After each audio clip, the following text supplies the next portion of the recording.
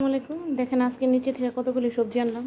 এই কতগুলো লোব্বা, তারপরে কোমর শাক, লাউ শাক, এই যে কোমর শাক, লাউ শাক, কপি কপি যেগুলো আসলেও সব ছিঁড়ে নিয়ে আসছি, কারণ সিজন শেষ, এখন আর হইব না, সেজন্য সবগুলাই ছিঁড়ে লেছি।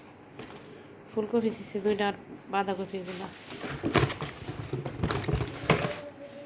এই কপিগুলো দেখতে ছোট কিন্তু অনেক টাইট, মানে একটা কাটলেই ভাজি হয়ে যায়, একটা কাটলে অনেকগুলো হয়।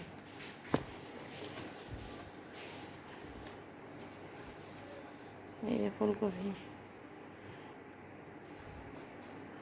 ফুলকপিগুলো ছোট কিন্তু ভালো, আর শাকগুলোও খুব ভালো, লুব্বাগুলো ভালো, একদম ন্যাচারাল, নিজের হাতে লাগানো শাক সবজি। আর সাথে দুইটা সরষার ছড়া নিয়ে আসছি, তিনটে সরষা।